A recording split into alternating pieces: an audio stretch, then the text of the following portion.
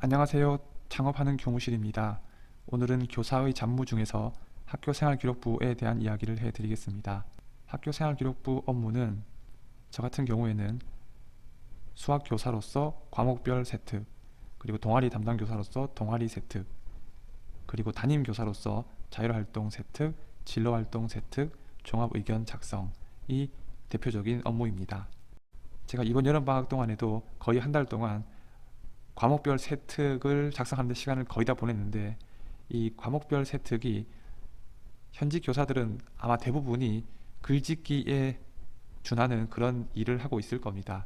이게 왜 글짓기가 될 수밖에 없냐면은, 제가 이번 학기에 대략 6개 학급의 학생들을 지도를 했는데 한 140명 정도 됩니다. 그러니까 한 학기 동안에 140명의 학생들을 가르치면서 그 학생들을 개별적으로 다 관찰해서 그 학생이 수업 시간에 어떻게 했고 또 어떤 것들이 성장되었고 뭐 이런 것들을 학교생활기록부에 이제 수학 과세특으로 작성을 해야 되는데, 이 고등학교 수업이라는 것이 그냥 정규 수업 시간에 교과서 진도 나가기도 굉장히 빡빡한 상황입니다. 그래서 대부분이 이제 선생님의 일방적인 강의식 수업 위주로 되고 있고, 이걸 타파하기 위해서 학생들에게 질문도 하고 또 칠판에 나와서 푸는 시간을 갖고 뭐 이런저런 활동을 한다고 하더라도, 그래도 모든 학생들을 다 개별적으로 관찰해서 기록을 한다는 것은 적어도 제가 알고 있는 선생님들의 사례에서는 이건 불가능한 일입니다.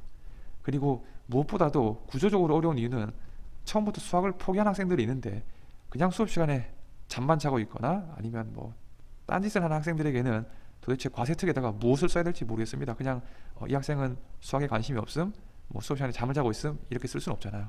그러니까 이런 학생들도 뭐 어떻게든 뭐 좋은 내용을 써주려고 그럽니다. 그리고 이제 선생님들이 학교생활기록부를 어떻게든 이제 잘 써주기 위해서 뭐 여러 가지 방법들을 고안해내잖아요.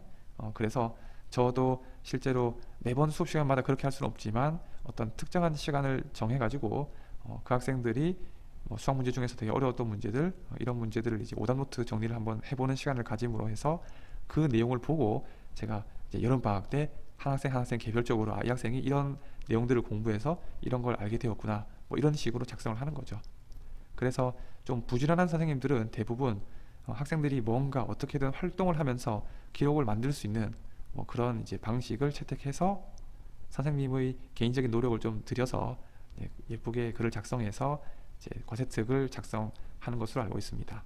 이게 학교생활기록부가 학생부 종합전형이라는 입시에서 가장 중요한 서류이기 때문에, 이거 성실한 선생님들은 어떻게든 글짓기를 해서라도 학생들을 이제 대학에 보내야겠다 이런 생각들을 가지고 있는데, 이게 이런 구조이기 때문에 사실상 대학에서는 따로 말하고 있진 않지만 이 선생님들 개별적으로 얼마나 성실한가, 또는 그 학교마다 얼마나 선생님들이 체계적으로 학교생활기록부 작성을 위해서 움직이는가, 뭐 이런 것에 따라서 입시의 격차가 발생하는 구조라고 생각합니다.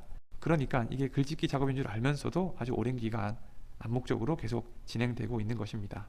아무튼 지금은 9월이고 제가 여름방학 한 달 동안 이렇게 과세특 쓰는 거를 생각해 보니까 이건 정말 너무 고생스러운 일이고, 제가 매 학기마다 이 정성스러운 글짓기 수준의 업무를 하면서 와, 진짜 내가 이런 거 하려고 교사 된 건 아닌데 라는 생각도 굉장히 많이 들고, 내가 빨리 이 사업을 크게 성공시켜서 학교를 때려쳐야겠다 라고 생각이 드는 가장 본질적인 그런 잡무의 하나라고 생각합니다.